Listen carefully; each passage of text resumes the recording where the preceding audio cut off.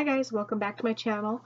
I decided that I am going to do another video today, but I'm going to wait to upload it. Alright, this topic is kind of hard for me to talk about. Relationships. I've had some crappy relationships, and I'm only 21 going on 22. I'll be 22 next month. I would have to say my worst breakup that kind of made me the person I am, and which is sad because it happened kind of young. I got royally fucked over. I'm going to be plain and honest with you. It sucked. And looking back at it now, I guess I would say there are things I would want to change. Like what I did differently, how would I do it differently? Or when I saw the warning signs, I would have just ended it, to be honest. And this shows how kind of immature the relationship was on his side, but I had known my ex since 4th grade.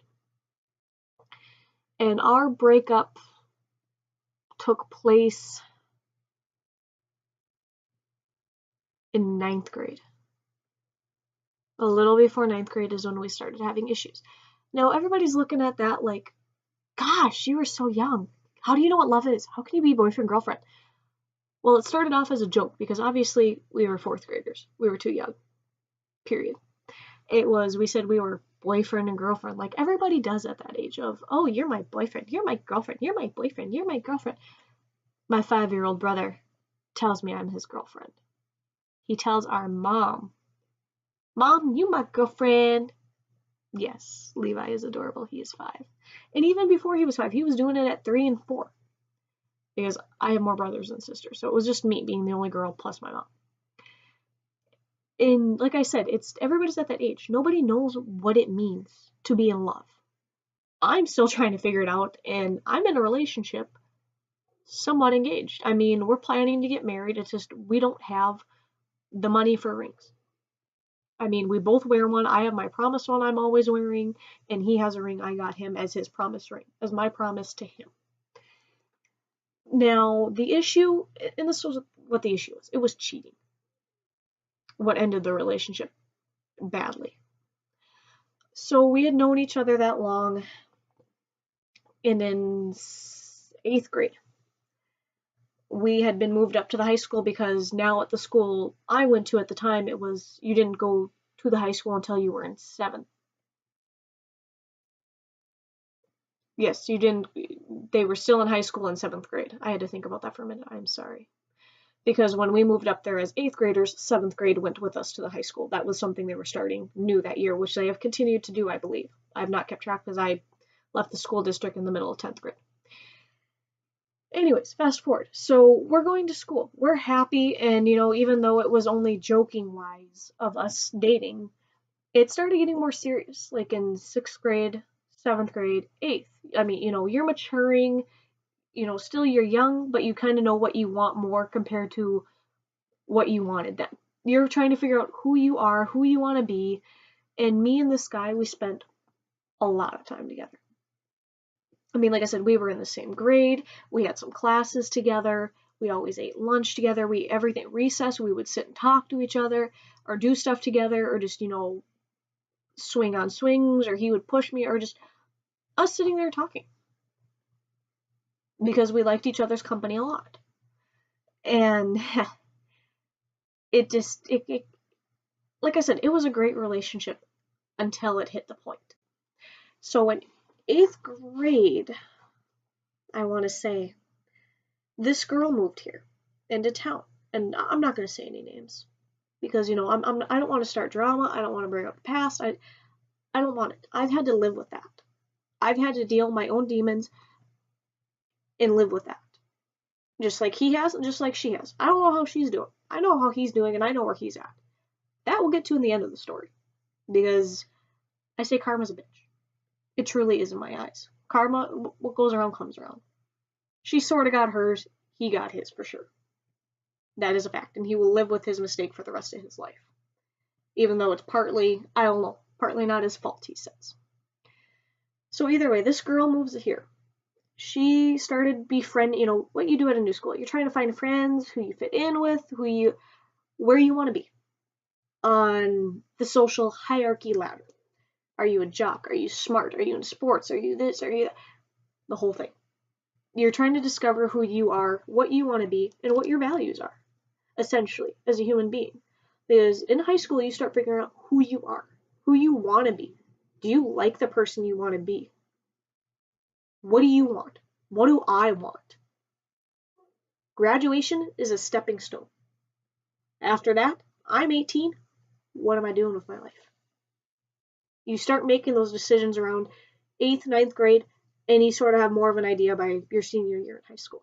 At least I did. I had a plan like around 10th grade. But, so she's befriending everybody. She befriended me, befriended my boyfriend, befriended our group of friends between mine and his, because we had a mixture of in between of everybody talked to everybody, or at least they would talk but wouldn't associate, kind of deal. We were all looped because of me and him. I had my own friends, he had his own friends, and then our friend, and we had our friends. So like some of his friends became some of the greatest friends. I don't know. Just like some of mine, I don't know if they still talk. Like I said, I haven't talked to him in a while, nor at this point, I don't know what I want. I'm happy where I'm at in life. But at some point, you need to forgive and move on. And that's what I've somewhat done with my life. So she's befriending everybody. And I'm sorry if I'm ranting. It's a long, complicated story. And I'm sure you're going to be like, whoo, look at that drama girl. She is so crazy. So she's befriending everybody. In the middle of that, she had started rumors about me. And it got to my boyfriend. I was faithful to him, just like I thought he was faithful to me. And we broke up, and it was something that I was cheating or talking to a new guy, and it was a new guy befriending me, just talking to me. All we were doing. I get along better with guys than girls. I'm going to be honest. Too much drama. So I'm barely talking to this guy, because like I said, we're up at the high school now. I don't know anybody there except my few friends that I ride the bus with, that I lived by, that were a year or two older than me. I knew no one. So he's talking to me, just asking, oh, what grade, what classes you do, talking. Just talking. Very harmless. And it turned into that, and this shows my maturity. I knew what sex was at that age. I didn't really care for it. I'm not saying I was having sex at 8th grade, I didn't care. I didn't care about drinking. I didn't care about smoking. I never got caught doing this shit. My main thing was trying to get me out of my room, because I was a hermit. Be Farmville, Facebook, Netflix. At the time Netflix wasn't around really as big. Watching YouTube videos, just bored. I, didn't want to do anything. It was either school, sports, home life. And him. That's all my life revolved around at that age. I didn't care for much. I didn't have all those big needs of, oh, I gotta go to the dance, I want to do this, I want to do that. Because once I would go to these dances, I'd be bored. So it gets back to him that I'm supposedly fucking this guy, that we are sleeping together, that I'm forgetting all about my boyfriend. That was not true. Not true at all. And that hurt. We ended up breaking up for 3 days or a week. It hurt. Because at that time, and this shows, I went into a depression later on after this, that he was my life, kind of. We always hung out. I'm sorry, my mascara was getting stuck. We always hung out. We rode the same bus when my mom moved, that we were just like 2 blocks away from each other. Could walk right over to each other's houses. When that first blow came, he was either calling my house over, or I was over at his, or I was calling and talking to him, or we were hanging out doing homework, whatever, watching a movie on my mom's couch, hanging out, going to the park, riding bike, whatever. I didn't know what to do with myself. It's like, oh, I can do this. I'll call him and let him know that my mom rented this movie, and if he wants to come over, yeah. And then I grab the phone and be like, we're not together anymore. Why am I doing this? Put the phone back on the receiver. I'm just like, you know what? You know, I'm hurt, but you know, I'm not going to be called something I'm not. I'm not dealing with it, period. So a couple, like 3 days, like I said, it was 3 days or a week, we end up talking again. And he's like, you know, he was in the same boat I was. We were around each other so much. The other didn't know what to do without the other one, really. We started talking and he had told me, she told me you were doing this. Why didn't you come and ask me? Why didn't you, instead of getting mad and screaming and yelling at me, and then just, we're done? You could have asked my side. You know I've never cheated on, I've never done anything to make you think I go off and do this. I'm happy with you. We're maybe thinking, you know, even at that age, a future. That after high school, we would maybe like something more if we are still together. He's like, all right, you know, I understand. Next time I'll come up and ask you. And I told him too, I said, during the time we weren't talking, I asked, I said, are you dating her? No, why? Well, she's going around telling people that you guys are dating now since you got rid of me. No. Then it turned into he was dating a friend of hers. And this is where it really got tricky, really bad. That we made up everything was good, and he agreed. He was going to stop talking to her. Everything.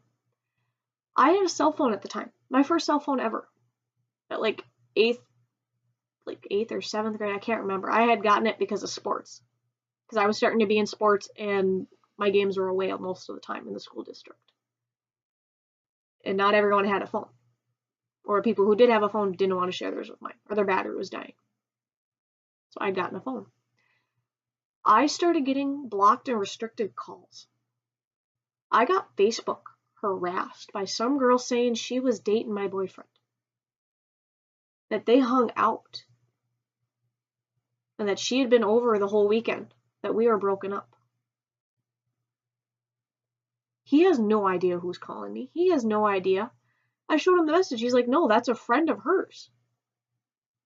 She came over one time trying to talk to me, and I told her no.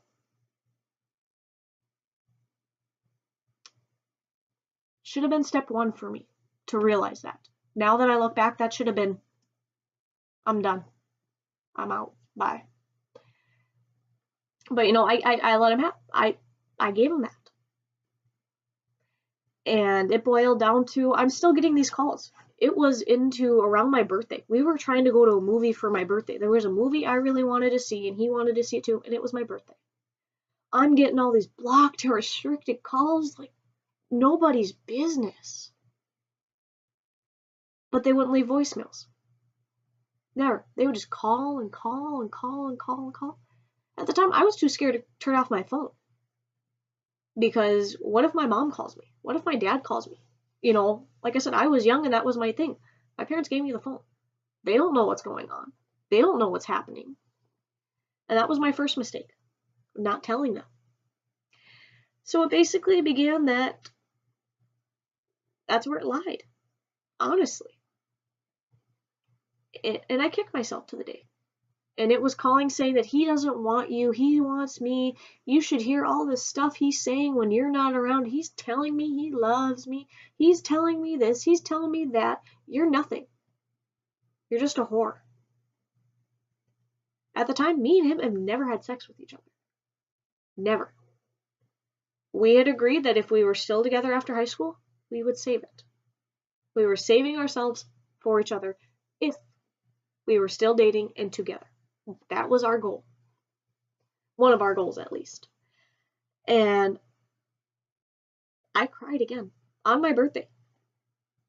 And he had taken the phone and had told him, I don't know who you are, but we're not together. I don't want you. I want her. They hung up. The call stopped for a week or two. And then it was turning into, it was calls. Do you know what he did with me this weekend? He's calling and talking to me. He's this, he's that. I got tired of it. And I kept feeling, I kept taking him back. But I didn't know what to do. I loved him, I thought. And it wasn't around until Christmas break, everything blew up. Even with this girl. Her friend had stopped. because I finally blocked her and told her that these messages were being brought to the police, which they were. All they said was keep documenting, and they couldn't do anything about her because this other girl lived on a reservation. To feel that frustration, now I'm not picking on different ethnics and background. I'm not. But when you're being harassed, and this was before, the bullying laws and all that were still being put into place, of online bullying and cyberbullying. You didn't hear much of it back then, like you do now. There was nothing they could do about her. She could call me whenever she wanted. She keep doing it. They could not do anything until she stepped off that reservation to put her hand on me, like she promised she was going to put her hand on me. And not in a good way. She was going to kick my ass or nothing. So later on, it's Christmas. It's Christmas break. On our Wednesdays, we get out early. And especially with the holiday, our holiday started earlier. We had been making plans to do stuff this whole winter break in Christmas. He had saved up enough money that he was going to take at least my mom, my dad, and my stepdad us out to dinner. Plus his family, so that our families could have the time with us. And like I said, we are starting to be little adults here. We're maturing. We made that we were going to go to a movie, we were going to do this, we were going to hang. We had plans. We had plans for everything already made up. That day, I got in-school suspension because I had supposedly threatened I was going to beat up this other girl. Now let me explain where this got to go, of how we got to that point of me sitting in school suspension without either of my parents knowing. That was a lot of it. A lot of my parents didn't know that the school never called them when I got in-school suspension at all, which was starting to be a lot around that time. And even after the Christmas break, to where I was fed up and tired of it. Basically, with our gym classes, we sometimes leave the school either to go swimming, skating, whatever. This one was skating at the hockey arena we have here in town. And we're just having a good time. I don't have the gym with him, but I had it with her. And all my other friends, which they were somewhat mutual friends with her, but were on my side, saying what she was doing was wrong. My friends, you see the quotations, real friends, right? They were telling me, she's trying to take your man. You should hear what she says when you're not around. I think you need to go teach her a lesson. I'm not one for violence, to be honest. But if you're gonna put your hands on me, then I'm not going down without a fight. And I mean, yeah, I'm so big and scary, right? The gun show right here. But I've never threatened to beat anybody up. Never. They're telling me I should make plans, I should do this. And I told them, my exact words were this: I'm not doing that. I'm not going to stoop to her level. I'm not going to give her the satisfaction. Why should I?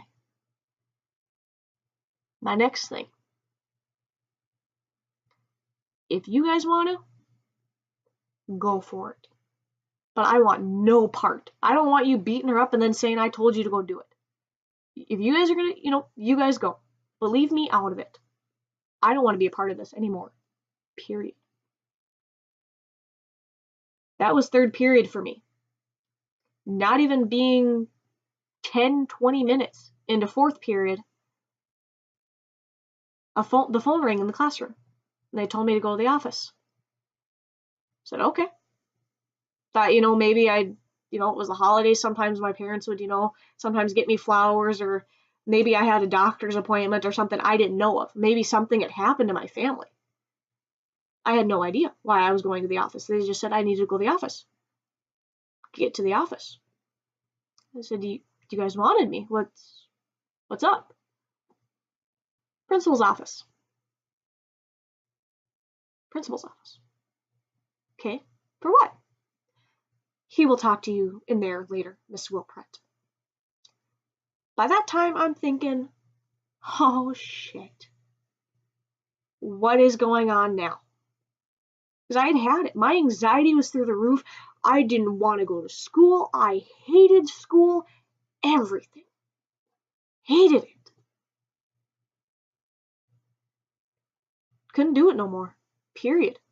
I was over it. So I'm going to the principal's office. And it's the stupidest thing ever.